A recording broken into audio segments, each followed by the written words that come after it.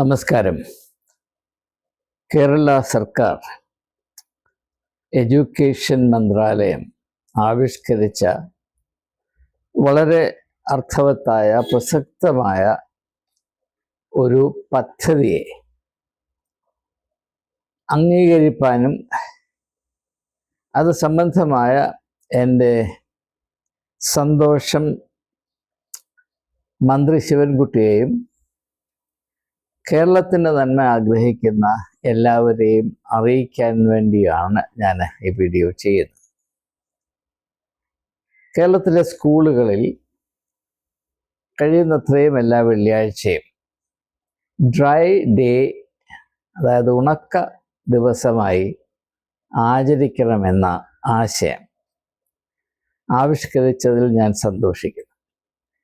ഈ dry day എന്ന കേരളത്തിൻ്റെ പശ്ചാത്തലത്തിൽ പറയുമ്പോൾ അത് കള്ള് കുടിക്കാതിരിക്കുക എന്ന അർത്ഥത്തിൽ ചുരുങ്ങിപ്പോകാൻ സാധ്യതയുള്ളത് കൊണ്ട് ഞാൻ പെട്ടെന്ന് പറയട്ടെ, അതല്ല ഇവിടെ ഉദ്ദേശിക്കുന്നത്.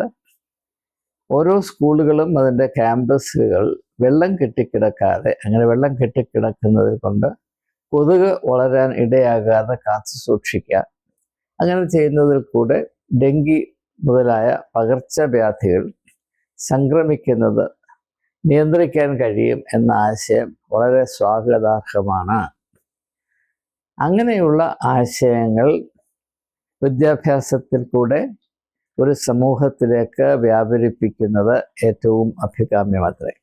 എന്നാൽ ഈ ഒരു പദ്ധതിയെ അനുമോദിക്കുമ്പോൾ തന്നെ അതിനെ അല്പം വിമർശനാത്മകമായി വിലയിരുത്തേണ്ടതുണ്ട് എന്നതുകൊണ്ടും കൂടെയാണ് ഞാൻ വീഡിയോ ചെയ്തത്. ആമുഖമായി എൻ്റെ അനുഭവത്തിൽ നിന്ന് ഒരു സംഭവം നിങ്ങളുമായി പങ്കിടുന്നത് ഉചിതമായിരിക്കും, പ്രയോജനം ചെയ്യും.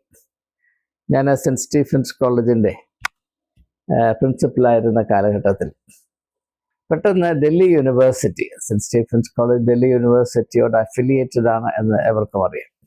ഇപ്പോൾ ഡൽഹി യൂണിവേഴ്സിറ്റി വൈസ് ചാൻസലറായിരുന്ന പ്രൊഫസർ ദിനേശ് സിംഗ്, അദ്ദേഹത്തിന് ഒരു ബ്രെയിൻ വേവ് ഉണ്ടായി. ഇങ്ങനെ ഒരു ശുചിത്വ ഡ്രൈവ്, ക്ലെൻലിനെസ് ഡ്രൈവ് അദ്ദേഹം ആവിഷ്കരിച്ചു. ഇപ്പോൾ എല്ലാ കോളേജുകൾക്കും യൂണിവേഴ്സിറ്റിയിൽ നിന്ന് ഓർഡർ വന്നു, ക്യാമ്പസുകൾ ശുചിയായി കാത്തു സൂക്ഷിക്കണം. അതങ്ങനെ ചെയ്യുന്നുണ്ടോ ഇല്ലയോ എന്നറിയാൻ വൈസ് ചാൻസലറും അദ്ദേഹത്തിൻ്റെ ഒരു സംഘവും എല്ലാ കോളേജുകളും മുന്നറിയിപ്പില്ലാതെ സന്ദർശിക്കുന്നതായിരിക്കും. വേണ്ടതുപോലെ ശുചിത്വം പാലിക്കാത്ത കോളേജുകൾക്കെതിരെ നടപടി ഉണ്ടാകാനും സാധ്യതയുണ്ട്. അപ്പോൾ ഈ നോട്ടിഫിക്കേഷൻ എല്ലായിടത്തും കിട്ടി, അതുപോലെ എനിക്കും കിട്ടി. അപ്പം ഞാൻ ആ കിട്ടിയ നോട്ടിഫിക്കേഷൻ ഒരു ഫയലിൽ വെച്ചു. ഒരു ദിവസം ഞാൻ ഏതോ ആവശ്യത്തിന് ഡൽഹി വിട്ട് വെളിയിലേക്ക് പോകേണ്ടി വന്ന ദിവസമാണ് ഡൽഹി വൈസ് ചാൻസലറും അദ്ദേഹത്തിൻ്റെ സംഘവും സെൻറ്റ് സ്റ്റീഫൻസ് കോളേജ് വിസിറ്റ് ചെയ്യാൻ വന്നത്. അവർ വന്ന് കോളേജിൻ്റെ എല്ലാ ഭാഗം, അപ്പം സെൻറ്റ് സ്റ്റീഫൻസ് കോളേജിൻ്റെ ക്യാമ്പസ് 30 ഏക്കറോളം ഉണ്ട്, 33 ഏക്കറോളം ഉണ്ട്. എല്ലാം പരിശോധിച്ച ശേഷം അവർ അത്ഭുതപ്പെട്ടിട്ട് പറഞ്ഞു, ഓ, ഞങ്ങൾ വരുന്നു എന്നറിഞ്ഞ് ആരും അറിയാതെ വന്ന് പരിശോധിക്കണമെന്ന നിർബന്ധമുണ്ടായിരുന്നു. ഞങ്ങൾ വരുന്നത് എങ്ങനെയോ മണത്തറിഞ്ഞിട്ട് കോളേജിൻ്റെ ക്യാമ്പസ് മുഴുവനും ഇത്ര ഭംഗിയായി സൂക്ഷിച്ചല്ലോ എന്ന് പറഞ്ഞപ്പോൾ അത് കേട്ടുകൊണ്ടിരുന്ന എൻ്റെ സഹപ്രവർത്തകനായ ഒരു ഫാക്കൽറ്റി മെമ്പർ അവരോട് പറഞ്ഞു, ഇത് നിങ്ങൾ വരുന്നതിൻ്റെ പ്രത്യേകത കൊണ്ട് ചെയ്യുന്നതല്ല, കോളേജ് എപ്പോഴും ഇങ്ങനെ തന്നെയാണ്. ആര് വന്നാലും പോയാലും കോളേജിൻ്റെ അവസ്ഥ ഏറ്റവും ശുചിയായും അതിനേക്കാൾ അപ്പുറം സുന്ദരമായും കാത്തു സൂക്ഷിക്കുക എന്നത് പ്രത്യേകിച്ച് ഞങ്ങളുടെ പ്രിൻസിപ്പലിൻ്റെ ഒരു പ്രധാനപ്പെട്ട ഊന്നലാണ്. അതുകൊണ്ട് നിങ്ങൾ വരുന്നു എന്ന് വിചാരിച്ചൊന്നുമല്ല, ആരെയും കാണിക്കാനുമല്ല, കോളേജ് ഇങ്ങനെ തന്നെ ആയിരിക്കണം, എപ്പോഴും അത് ശുചിയായും സൗന്ദര്യം നിറഞ്ഞു തുളുമ്പുന്നതായും ആയിരിക്കണം എന്ന് കോളേജ് നടത്തുന്ന ആളുകൾക്ക് വലിയ താല്പര്യമുണ്ട്. അതുകൊണ്ട് നിങ്ങൾ എപ്പോൾ വന്നാലും അറിയിച്ചിട്ട് വന്നാലും അറിയിക്കാതെ വന്നാലും ഞായറാഴ്ച വന്നാലും തിങ്കളാഴ്ച വന്നാലും വെള്ളിയാഴ്ച വന്നാലും കോളേജിൻ്റെ അവസ്ഥ ഇങ്ങനെ തന്നെ ആയിരിക്കും എന്ന് പറഞ്ഞ ഒരനുഭവം എനിക്കുണ്ട്. ഇത് ഞാൻ പറയുന്നത് ഒരു വ്യത്യാസം നിങ്ങളെ പ്രത്യേകിച്ച് മന്ത്രി ശിവൻകുട്ടിയെ ബോധ്യപ്പെടുത്താനാണ്. നമ്മുടെ വിദ്യാഭ്യാസ സ്ഥാപനങ്ങളുടെ ക്യാമ്പസുകൾ ശുചിയായി കാത്തു സൂക്ഷിക്കണം എന്നത് വളരെ നല്ല ഒരു ലക്ഷ്യം തന്നെയാണ്. പക്ഷേ ഇവിടെ നാം പലപ്പോഴും അവഗണിക്കുന്ന, എന്നാൽ എപ്പോഴും ഓർത്തിരിക്കേണ്ട ഒരു സത്യം എന്താണെന്ന് ചോദിച്ചാൽ, ഈ ശുചിത്വം എന്നത് ഒരു പദ്ധതിയായി മുൻപോട്ട് കൊണ്ടുപോകാൻ സാധ്യമല്ല. ഈ ശുചിത്വം എന്നത് നാം അനുവർത്തിക്കുന്ന ജീവിത ദർശനത്തിൻ്റെയും ജീവിത വേ ഓഫ് ലൈഫ്, അതിൻ്റെ ഏറ്റവും ഒഴിച്ചുകൂടാനാവാത്ത ഘടകമാണ്, അതിൻ്റെ ഏറ്റവും അടിസ്ഥാനപരമായ ഘടകമാണ് എന്ന ബോധ്യത്തിൽ മാത്രമേ ഒരു സ്ഥാപനം, അല്ലെങ്കിൽ ഒരു സ്ഥലം, ഒരു സംസ്ഥാനം, ഒരു രാജ്യം ശുചിത്വത്തിൽ തന്നെ നിലനിർത്തുവാൻ കൂട്ടാക്കുകയുള്ളൂ. ശുചിത്വം ഒരു പദ്ധതിയാക്കി നമ്മുടെ പ്രൈം മിനിസ്റ്റർ മാറ്റി. അത് നല്ല ഉദ്ദേശത്തോടുകൂടെ തന്നെയാണ്, എനിക്ക് യാതൊരു സംശയമില്ല. പക്ഷേ അവിടെ കാര്യമായ മാറ്റമൊന്നും വന്നിട്ടില്ല. എന്നാൽ നമ്മുടെ റെയിൽവേ സ്റ്റേഷനുകളിൽ കാര്യമായ മാറ്റം വന്നു എന്ന് പറയാതിരിക്കാൻ നിവൃത്തിയില്ല. ശുചിത്വം ഭാരതത്തിൻ്റെ ലോക അല്ലെങ്കിൽ ജീവിത ദർശനമാകാത്തിടത്തോളം, അതിൻ്റെ ഭാഗമാകാത്തിടത്തോളം കാലം അത് വേണ്ടതുപോലെ അത് ഫലവത്താകുകയില്ല എന്നതാണ് അനുഭവത്തിൽ കൂടെ എനിക്ക് മനസ്സിലാക്കുക. സെൻറ്റ് സ്റ്റീഫൻസ് കോളേജിനെ സംബന്ധിച്ചിടത്തോളം ശുചിത്വം ഒരു പദ്ധതിയല്ല, അത് ആ കോളേജിൽ തന്നെ മനസ്സിലാക്കുന്ന വിധത്തിൻ്റെ ഏറ്റവും അടിസ്ഥാനപരമായ ഒരു ഭാഗമാണ്. വാസ്തവത്തിൽ അവിടെ ശുചിത്വം പോലുമല്ല, കോളേജിൻ്റെ സൗന്ദര്യം എന്നതാണ് ഏറ്റവും പ്രധാനപ്പെട്ട ലക്ഷ്യം. അതിൻ്റെ ക്യാമ്പസിനെ ഏറ്റവും മനോഹരമായി കാത്തു സൂക്ഷിക്കുക, അതിൻ്റെ അംശമായിട്ട് അതിൻ്റെ ശുചിത്വം പാലിക്കുക. ഇതാണ് സെൻറ്റ് സ്റ്റീഫൻസ് കോളേജിൻ്റെ ദർശനമെന്ന് പ്രത്യേകിച്ച് മന്ത്രി ശിവൻകുട്ടിയെ ഞാൻ അറിയിക്കാൻ താല്പര്യപ്പെടുകയാണ്. അതുകൊണ്ട് ഈ ഒരു ആശയം അവതരിപ്പിച്ചതിൽ അദ്ദേഹത്തോടുള്ള എൻ്റെ ബഹുമാനവും സന്തോഷവും ഈ തരുണത്തിൽ ഞാൻ അറിയിക്കുകയാണ്. ഇനി എന്തുകൊണ്ടാണ് ഇങ്ങനെയുള്ള ആശയങ്ങൾ വിലയേറിയതാണ് എന്ന് കേരള സമൂഹം പൊതുവെ മനസ്സിലാക്കേണ്ടത് എന്നതിനെപ്പറ്റി ഒന്ന് രണ്ട് കാര്യങ്ങൾ ഞാൻ പറഞ്ഞുകൊള്ളട്ടെ. ഒരു മനുഷ്യ വ്യക്തിത്വത്തെ സംബന്ധിച്ചിടത്തോളം മൃഗങ്ങൾക്ക് ഈ ഒരു പ്രത്യേകത ഉണ്ടാകാൻ സാധ്യമല്ല. എങ്കിലും ചില മൃഗങ്ങൾക്കും പക്ഷികൾക്കും അതുണ്ട്. മനുഷ്യരെ സംബന്ധിച്ചിടത്തോളം അവരായിരിക്കുന്ന സാഹചര്യങ്ങൾ, പരിസ്ഥിതികൾ ശുചിയായി കാത്തു സൂക്ഷിക്കുക എന്നത് അവരുടെ ഒരു അടിസ്ഥാന പ്രമാണമായിരിക്കണം. മനുഷ്യനാണെങ്കിൽ അവൻ്റെ ചുറ്റുപാടുകളോട് ഒരു കടമ, ഒരു ഉത്തരവാദിത്വ ബോധം അവനുണ്ടായിരിക്കണം. അതെന്തുകൊണ്ടോ മലയാളിക്ക് നന്നേ കുറവാണ്. ഇത് പറയാതിരിക്കാൻ നിവൃത്തിയില്ല. ഇവിടെ സംസ്ഥാനത്തിൻ്റെ പൊതുവായ നന്മയെപ്പറ്റിയും പുരോഗതിയെപ്പറ്റിയും അതിൻ്റെ ഭംഗിയെപ്പറ്റിയും ശുചിത്വത്തെപ്പറ്റിയും ചിന്തിക്കുകയും അതിനുതകുന്ന വിധത്തിൽ തങ്ങളെ തന്നെ ക്രമീകരിക്കുകയും ചെയ്യുന്ന ഒരു സമീപനം മലയാളികൾക്ക് നന്നേ കുറവാണ്. അതുകൊണ്ട് ഇങ്ങനെയുള്ള പാഠ്യപദ്ധതികളിൽ കൂടെ മലയാളി മനസ്സിൽ ഈ ആശയം ഏറ്റവും ശക്തമായി സ്ഥാപിക്കുന്നത് ഏറ്റവും സ്വീകാര്യമായ ഒരു മുന്നേറ്റമാണ് എന്ന് ഞാൻ അടിവരയിട്ട് പറയട്ടെ. മാത്രവുമല്ല, ഒരു സമൂഹത്തിൽ വസിക്കുന്ന എല്ലാ അംഗങ്ങൾക്കും ആ സമൂഹത്തിൻ്റെ ആരോഗ്യവും സൗന്ദര്യവും ശുചിത്വവും കാത്തു സൂക്ഷിപ്പാൻ കടമയുണ്ട് എന്ന അറിവ് പരക്കെ ഇവരും അംഗീകരിക്കേണ്ടതാണ്. സാധാരണ എന്താണ് കേരളത്തിൽ സംഭവിക്കുന്നത്? എല്ലാവർക്കും നല്ല ഭരണം വേണം, നല്ല സാഹചര്യങ്ങൾ വേണം, നല്ല പരിസ്ഥിതികൾ വേണം. പക്ഷേ അങ്ങനെ ഉണ്ടാകാൻ എൻ്റെ കയ്യിൽ നിന്ന് എന്തെങ്കിലും സംഭാവന ചെയ്യണമോ അതാണ് ചിന്തിക്കാറുണ്ട്. ഒരു നല്ല സമൂഹവും സംസ്കാരവും ഭരണരീതിയും ആരെങ്കിലും സൃഷ്ടിച്ച് എൻ്റെ വായിലോട്ടിട്ട് എന്നാൽ ഞാൻ നുണഞ്ഞ് ആസ്വദിച്ചു കൊള്ളാം എന്നതിനപ്പുറത്ത് നാം എല്ലാവരും കൂടെ ചേർന്ന് സൃഷ്ടിക്കേണ്ടതാണ് ശുചിത്വമുള്ള കേരളം, ഭംഗിയേറിയ മോടിയേറിയ ലാവണ്യമേറിയ കേരളം, ആരോഗ്യമുള്ള കേരളം. ഇങ്ങനെയുള്ള ഒരു തിരിച്ചറിവ് നമ്മുടെ നാട്ടിൽ ഇല്ലാത്തത് വളരെ ശോചനീയം തന്നെയാണ്. അതുകൊണ്ട് നമുക്കെല്ലാവർക്കും ഒരു നല്ല സമൂഹം, ശുചിത്വമുള്ള ആരോഗ്യമുള്ള ജീവിത രീതിയുള്ള സമൂഹം, സംസ്ഥാനം പെടുക്കുന്നതിൽ ഗണ്യമായ ചുമതലയുണ്ട് എന്ന അറിവ് പൊതുവെ പരത്തുവാൻ ഈ ഒരു സംരംഭം ഇടയാകട്ടെ. ഈ തരുണത്തിൽ ഞാൻ ഓർക്കുന്ന ഒരു എഴുത്തുകാരിയുടെ, അവരുടെ പേര് ജെയിൻ ഓസ്റ്റൻ എന്നാണ്. നിങ്ങളിൽ പലർക്കും ആ പേര് സുപരിചിതമാണ്. Pride and prejudice, sense and sensibility, Emma എന്ന് തുടങ്ങിയ അനേക മനോഹരമായ നോവലുകൾ എഴുതിയിട്ടുള്ള ജെയിൻ ഓസ്റ്റൻ. ജെയിൻ ഓസ്റ്റൻ്റെ നോവലുകൾ നിങ്ങൾ പരിശോധിക്കുമ്പോൾ അതിൽ വളരെ ശ്രദ്ധേയമായ ഒരാശയമുള്ളത് ഈ തരുണത്തിൽ ഒരു വ്യക്തിയും അവനോ അവളോ ആയിരിക്കുന്ന പാരിസ്ഥിതികമായ സാഹചര്യങ്ങളും തമ്മിൽ വളരെ അടുത്ത ബന്ധമുണ്ട്. ഒരു വ്യക്തിയെ മനസ്സിലാക്കാൻ ആ വ്യക്തി ജീവിക്കുന്ന സാഹചര്യങ്ങളെ, ചുറ്റുപാടുകളെ, എൻവയൺമെൻറ്റിനെ, അത് ഭവനത്തിൻ്റെ അകത്തെ സ്ഥിതി തൊട്ട് മുറ്റം തൊട്ട് പറമ്പ് തൊട്ട് തൻ്റേതെന്ന് വിചാരിക്കുന്നതെല്ലാം എപ്രകാരം കാത്തു സൂക്ഷിക്കുന്നു, എത്ര ഭംഗിയായി ഏറ്റവും ചിട്ടപ്പെടുത്തിയ രീതിയിൽ കാത്തു സൂക്ഷിക്കുന്നു, അത് ആ കഥാപാത്രത്തിൻ്റെ വ്യക്തിത്വത്തെ മനസ്സിലാക്കാൻ വളരെ സഹായിക്കുന്ന, അനിവാര്യമായി പരിഗണിക്കേണ്ട ഒരു ഘടകമാണ്. ഇതിലൊരു വലിയ സത്യം അടങ്ങിയിട്ടുണ്ട് എന്ന് വിശദീകരിച്ച് പറയേണ്ട ആവശ്യമില്ല. നാം ഉള്ളിൽ എന്തായിരിക്കുന്നുവോ അതുപോലെ നമുക്ക് ചുറ്റുപാടുമായിത്തീരും. അതുകൊണ്ട് മനുഷ്യൻ്റെ ഉള്ള് നന്നായാൽ മാത്രമേ അവരുടെ ചുറ്റുപാടുകൾ നന്നാകുകയുള്ളൂ എന്ന ആശയം മന്ത്രി ശിവൻകുട്ടിയും വിദ്യാഭ്യാസത്തിന് ചുമതലയുള്ള ഏവരും, പ്രത്യേകിച്ച് സ്കൂളുകളിലും കോളേജുകളുടെയും ചുമതലയിലിരിക്കുന്ന പ്രിൻസിപ്പൽമാരും മാതാപിതാക്കന്മാരും വളരെ കൃത്യമായി അറിഞ്ഞിരിക്കേണ്ട കാര്യമാണ്. നാം ഏത് സാഹചര്യത്തിലാണ്, ഏത് എൻവയൺമെൻറ്റിലാണ് വളരുന്നത് എന്നത് നമ്മുടെ വ്യക്തിത്വ രൂപീകരണത്തെ നന്നേ സ്വാധീനിക്കുന്ന ഒരു ഘടകമാണ്.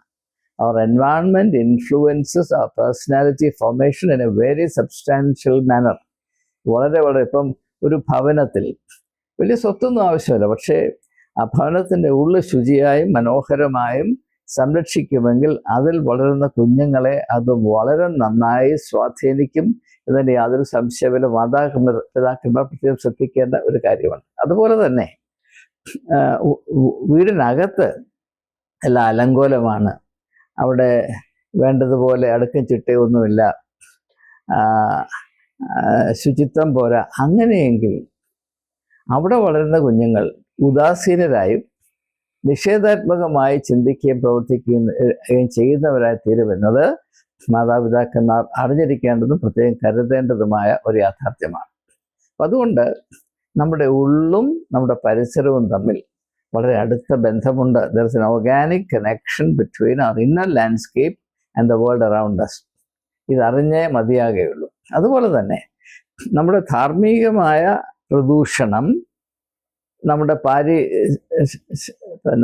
പാരിസ്ഥിതികമായ പ്രദൂഷണത്തെ വർദ്ധിപ്പിക്കും.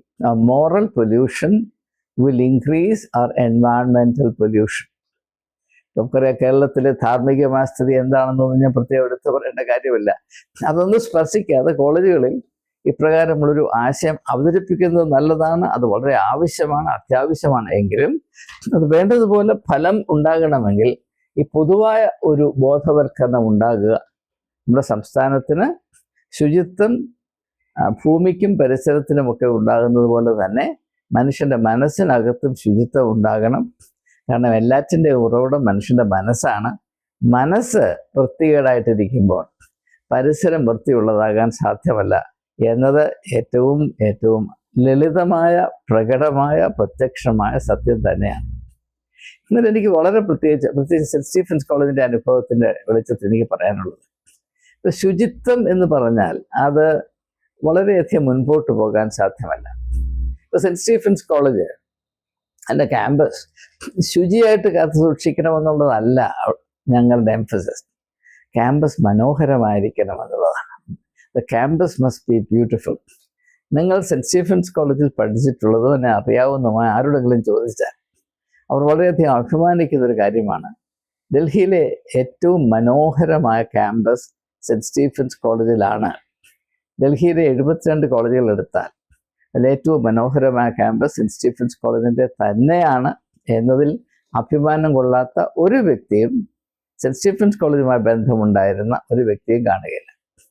അപ്പോൾ അവിടുത്തെ ഞങ്ങളുടെ ലക്ഷ്യം എന്നത് കോളേജ് ശുചിയായി കാത്തു സൂക്ഷിക്കുക എന്നതല്ല, അത് ഏറ്റവും മനോഹരമായി കാത്തു സൂക്ഷിക്കുക. അങ്ങനെ ഒരു കോളേജും അതിൻ്റെ ക്യാമ്പസും മനോഹരമായി കാത്തു സൂക്ഷിക്കുക എന്ന ലക്ഷ്യം പിന്തുടരുമ്പോൾ അതിൻ്റെ ശുചിത്വം താനേ ശരിയായിക്കൊള്ളും. അതാണ് എനിക്ക് എവരോടും പറയാനുള്ളത്. ഉദാഹരണമായിട്ട് നിങ്ങളുടെ വീട്ടിൽ നിങ്ങൾ ബഹുമാനിക്കുന്ന ഒരു അതിഥി വരാൻ പോകുന്നു എന്ന് പറഞ്ഞ് നിങ്ങൾ എന്ത് ചെയ്യും? നിങ്ങളുടെ വീട് അടിച്ച് മിനുക്കി ഏറ്റവും ഭംഗിയായി പ്രദർശിപ്പിക്കാൻ നോക്കും. ഭംഗി, beautiful. You would like your house to be seen as beautiful. വരുന്ന ആൾ കണ്ടിട്ട് വീട് മനോഹരമായിരിക്കുന്നല്ലോ എന്ന് പറയും. ശുചിയായിരിക്കുന്നു എന്നാരും പറയില്ല, മനോഹരമായിരിക്കുന്നു. അപ്പോൾ നമ്മുടെ ഭവനങ്ങൾ മനോഹരമാണ് എന്ന പ്രതീതി മറ്റുള്ളവർ ഉണ്ടാകണമെങ്കിൽ അതിൽ ശുചിത്വം ഉണ്ടായിരിക്കണം. ഏറ്റവും മനോഹരമായി കാത്തു സൂക്ഷിക്കുകയും ഒരു ലിവിങ് റൂം, സന്ദർശന മുറി ഏറ്റവും ഭംഗിയായൊക്കെ അലങ്കരിച്ചൊക്കെ വെച്ചിരിക്കുന്നു. പക്ഷേ അതിൻ്റെ തറയിൽ മുഴുവനും അഴുക്കാണ്. അവിടെ പൂച്ച കാഷ്ടിച്ചിരിക്കുന്നു, പട്ടി ശബ്ദിച്ചിരിക്കുന്നു. അപ്പോൾ അതിൻ്റെ സൗന്ദര്യം പോയി. എന്നാൽ സൗന്ദര്യം നിലനിർത്തണമെന്ന് താല്പര്യമുള്ളവർ അതിൻ്റെ എല്ലാ അംശവും ഏറ്റവും ശുചിയായി കാത്തു സൂക്ഷിക്കും. ഈ പ്രമാണം ദയവായി മന്ത്രി ശിവൻകുട്ടിയും വിദ്യാഭ്യാസ ഡിപ്പാർട്ട്മെൻറ്റും വിദ്യാഭ്യാസ മേഖലയിൽ പ്രവർത്തിക്കുന്നവരും മാതാപിതാക്കന്മാരും മനസ്സിലാക്കണമെന്ന് ഞാൻ വിനീതമായി അപേക്ഷിച്ചോളൂ. നമുക്കറിയാം, മഹാത്മാഗാന്ധി ശുചിത്വത്തിന് വളരെയധികം പ്രാധാന്യം കൊടുത്തിരുന്നു. അത് അദ്ദേഹം ഒരു ജീവിത രീതിയോടുള്ള ബന്ധത്തിലാണ്, as an aspect to the way of life. അത് പ്രത്യേകിച്ച് ജീവിതം ആകമാനം സത്യ അന്വേഷണത്തിൻ്റെ ഒരു അച്ചടക്കമായിരിക്കണം എന്ന ദർശനത്തിലാണ് ശുചിത്വം. അത് ഞാനിത് മുമ്പ് അവതരിപ്പിച്ച മോറൽ ലാൻഡ്സ്കേപ്പും എൻവയൺമെൻ്റൽ ലാൻഡ്സ്കേപ്പും ഒന്നാകണം എന്ന ആശയത്തിലാണ് എന്ന് വിശദീകരിക്കാൻ സമയമില്ലാത്തത് കൊണ്ട് ഒന്ന് പരാമർശിച്ച് മുൻപോട്ട് പോവുകയാണ്. അപ്പം അതുകൊണ്ട് ഒരു വ്യക്തിയോടോ ഒരു സമൂഹത്തോടോ നിങ്ങൾ ശുചിത്വം പാലിക്കണമെന്ന് പറഞ്ഞാൽ അത് നല്ല ആശയമാണെങ്കിലും അതിന് വലിയ ഭാവി ഉണ്ടാകുകയില്ല, നമ്മൾ ഉദ്ദേശിക്കുന്ന പോലെയുള്ള ഇഫക്റ്റ് ഉണ്ടാകുകയില്ല. അതുകൊണ്ട് ഇതിനെ ആധ്യാത്മികമായ ഒന്ന് നാം പരിഗണിച്ചാൽ, സമീപിച്ചാൽ, നാം പിന്തുടരേണ്ട ലക്ഷ്യം ശുചിത്വമല്ല, ആരോഗ്യത്തിന് വേണ്ടിയുള്ള ശുചിത്വം പോലുമല്ല. നാം പിന്തുടരേണ്ട ലക്ഷ്യം സൗന്ദര്യബോധമാണ്, അല്ലെങ്കിൽ എല്ലാറ്റിനെയും അതിൻ്റെ പൂർണ്ണതയിലെത്തിക്കുക. അപ്പോൾ യേശു പറഞ്ഞു, നിങ്ങൾ ബി പെർഫെക്റ്റ്. മനുഷ്യൻ അന്വേഷിക്കേണ്ടത് എന്താണ്? മനുഷ്യൻ്റെ ലക്ഷ്യം എന്തായിരിക്കണം? പെർഫെക്ഷൻ ആയിരിക്കണം. ഈ പെർഫെക്ഷൻ എന്നതിൻ്റെ മറ്റൊരു ഭാഗമാണ് സൗന്ദര്യം എന്നുള്ളത്. What is perfect will be beautiful, even if what is beautiful need not be perfect. അപ്പം അതുകൊണ്ട് നമ്മുടെ ജീവിതം, നമ്മുടെ വ്യക്തിത്വം, നമ്മുടെ പരിസരങ്ങൾ ഇതൊക്കെ മനോഹരമായിരിക്കണം. പ്രത്യേകിച്ച് നമ്മുടെ വ്യക്തിത്വം, നമ്മുടെ ധാർമ്മികമായ ആന്തരികമായ അവസ്ഥ മനോഹരമായിരിക്കണം. എന്നാൽ ബാക്കി എല്ലാം ശരിയാകും എന്നതാണ് ആധ്യാത്മികമായ ദർശനമെന്ന് ഈ തരുണത്തിൽ ഞാനൊന്ന് സൂചിപ്പിക്കുക മാത്രമേ ചെയ്യുന്നുള്ളൂ. അപ്പം ആ ഒരു ലക്ഷ്യം, സൽഗുണപൂർണത അല്ലെങ്കിൽ പെർഫെക്ഷൻ എന്ന ലക്ഷ്യം പിന്തുടരുമെങ്കിൽ അതിൽ കൂടെ ശുചിത്വമെന്നതും ആരോഗ്യമെന്നതും സൗന്ദര്യമെന്നതുമായ എല്ലാ ലക്ഷ്യങ്ങളും പ്രാപിപ്പാൻ നമുക്ക് ഇടയായി തീരും. പക്ഷേ ഇവിടെ നാം പ്രത്യേകം മനസ്സിലാക്കേണ്ട കാര്യം, ഏറ്റവും ഊന്നലോടുകൂടെ എനിക്ക് പറയാനുള്ള കാര്യം, ഇപ്രകാരമുള്ള സൽഗുണപൂർണത കാക്ഷിക്കണമെങ്കിൽ നമ്മുടെ ഉള്ളിൽ സ്നേഹമെന്ന വലിയ ഒരു ഊർജം ഉണ്ടായിരിക്കണം. ഉള്ളിൽ സ്നേഹമില്ലാത്തത്തോളം കാലം ആരും ഒന്നിൻ്റെയും നന്മയുടെ ഉച്ചകോടി ആഗ്രഹിക്കുകയില്ല. എവിടെ സ്നേഹമുണ്ടോ അവിടെ പെർഫെക്ഷൻ ആവശ്യപ്പെടും. നമുക്കറിയാം, നാം സ്നേഹത്തിൽ കൂടെ ഒരാളുടെ സ്നേഹത്തിൻ്റെ കണ്ണിൽ കൂടെ ഒരാളെ കണ്ടാൽ ആ വ്യക്തി സൗന്ദര്യമുള്ള വ്യക്തിയായിട്ട് നമുക്ക് തോന്നും. സ്നേഹം നഷ്ടപ്പെട്ടു കഴിഞ്ഞാൽ ആ വ്യക്തി വിരൂപനാണ്, അല്ലെങ്കിൽ സൗന്ദര്യം ഇല്ലാത്തൊരു വ്യക്തിയാണ് എന്ന് നമുക്ക് തോന്നുകയുള്ളൂ. സ്നേഹത്തിൻ്റെ കണ്ണിൽ കൂടെ നാം എന്ത് നോക്കിയാലും അതിൻ്റെ മോടിയും മേന്മയും ലാവണ്യവും സൗന്ദര്യവും നിലനിർത്തുവാൻ എനിക്ക് കടമയുണ്ട് എന്ന് പെട്ടെന്ന് തിരിച്ചറിയും. ആരും പറഞ്ഞ് ബോധ്യപ്പെടുത്തേണ്ട കാര്യമില്ല.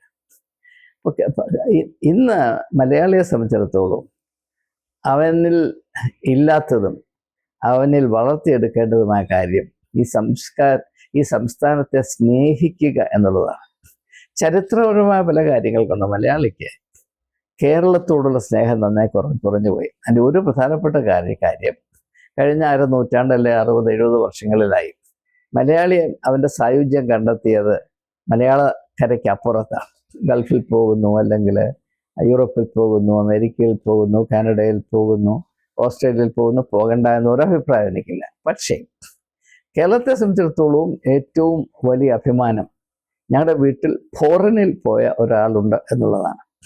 അങ്ങനെ ഫോറിനിൽ പോയി വലിയ പൈസയൊക്കെ ഉണ്ടാക്കി വരുമ്പോൾ കേരളത്തോട് പുച്ഛമാണ്. അയ്യേ എല്ലാം മോശം, അയ്യേ നാശം, അയ്യേ വല്ലാതായിപ്പോയി, ഇവിടെ അഴുക്ക് കിടക്കുന്നു, ഇവിടെ പോരാ, ഇവിടുത്തെ റോഡ് പോരാ, ഇവിടുത്തെ ഭക്ഷണം പോരാ, ശിക്ഷണം പോരാ. ഇങ്ങനെ ഇത് നാം മനസ്സിലാക്കിയാൽ മതിയായി. കേരളത്തെപ്പറ്റി അഭിമാനിക്കാൻ, കേരളത്തിൻ്റെ സൗന്ദര്യത്തിൽ വിശ്വസിക്കുവാൻ, അതിന് കൂടുതൽ മൂടി പിടിപ്പിക്കാനായി എനിക്ക് എന്ത് ചെയ്യാൻ കഴിയുമെന്ന് അന്വേഷിക്കാൻ ഒരു വ്യക്തിക്ക് സാധ്യമാകണമെങ്കിൽ ഈ സംസ്ഥാനത്തെ സ്നേഹിക്കുന്ന ഒരവസ്ഥയിലേക്ക് നമുക്ക് കടന്നു വരുവാൻ സാധിക്കണം.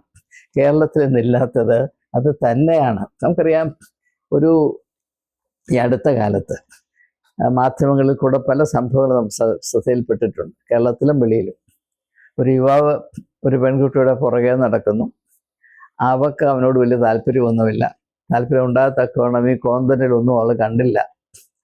അപ്പോൾ അവൾ അവൻ്റെ സ്നേഹത്തെ മാനിക്കാതെ വരുമ്പോൾ അവൻ എന്ത് ചെയ്യും? ആസിഡ് അവിടെ മുഖത്തൊഴിച്ച് കളയും. എന്തിനാണ്? അവളുടെ സൗന്ദര്യം നശിപ്പിക്കാനാണ്. സ്നേഹമില്ലെങ്കിൽ സംഭവിക്കുന്ന ഇതാണ് എന്ന് തിരിച്ചറിയാൻ ഏറ്റവും ലളിതവും മർമ്മഭേദവുമായ ഉദാഹരണം ഇതാണ്. സ്നേഹമുണ്ടെങ്കിൽ ആ സൗന്ദര്യം നിലനിർത്തുവാനും അത് കുറച്ചുകൂടെ മെച്ചമാക്കാനും എന്ത് ത്യാഗവും സഹിക്കാൻ ഒരു വ്യക്തി തയ്യാറാകും. അപ്പം അതുകൊണ്ട് കേരളത്തെ സ്നേഹിക്കുക, കേരളത്തിൻ്റെ സൗന്ദര്യത്തിൽ വിശ്വസിക്കുക, കേരളത്തിൻ്റെ സാധ്യതകളെ വിലമതിക്കുക എന്ന് മാത്രവുമല്ല, നല്ല ഒരു കേരളം, ആരോഗ്യമേറിയ കേരളം, ശുചിയായ കേരളം, മനോഹരമായ കേരളം സൃഷ്ടിക്കുന്നതിൽ പൗരന്മാരായ നമുക്കേവർക്കും കടമയുണ്ട്. ഇത് സർക്കാരിൻ്റെ മാത്രം ജോലിയല്ല. ഒരു പിഞ്ചു കുഞ്ഞിന് പോലും അതിനെപ്പറ്റി ചിന്തയുണ്ടാകണം, അതിൽ കടമയുണ്ടാകണം, കർത്തവ്യബോധം ഉണ്ടാകണം എന്ന തിരിച്ചറിവ് ജനിപ്പിക്കാൻ ഈ ഒരു സ്കൂൾ പാഠ്യപദ്ധതിയിൽ കൂടെ സാധിക്കട്ടെ എന്ന് ആശംസിച്ചുകൊണ്ട് ഇതിനു വേണ്ടി തുനിഞ്ഞ മന്ത്രി ശിവൻകുട്ടിയോടുള്ള എൻ്റെ പ്രത്യേകമായ അപ്രീസിയേഷനും അറിയിച്ചുകൊണ്ട് ഇതിലേവരും ആത്മാർത്ഥമായി സഹകരിക്കണം എന്ന എൻ്റെ അഭിപ്രായം ഒരിക്കൽ കൂടെ പ്രകടിപ്പിച്ചുകൊണ്ട് വാക്കുകൾ ഉപസംഹരിക്കുന്നു. ഏവർക്കും നമസ്കാരം. കേരളം കണി കണ്ടുണരുന്ന നന്മ, മിൽമ എന്നൊക്കെ പണ്ട് കേട്ടിട്ടുണ്ട്. കേരളം, ഞാൻ ഈ കേരളത്തിൽ കേട്ട ഏറ്റവും നല്ല പരസ്യം മിൽമയുടേതായിരുന്നു. കേരളം കണി കണ്ടുണരുന്ന നന്മ, മിൽമ. അത് ഞാനപ്പോൾ ഒന്ന് മാറ്റിയിട്ട് കേരളം കണി കണ്ടുണരുന്ന നന്മ മലയാളിയുടെ മനസ്സായിരിക്കട്ടെ. Thank you.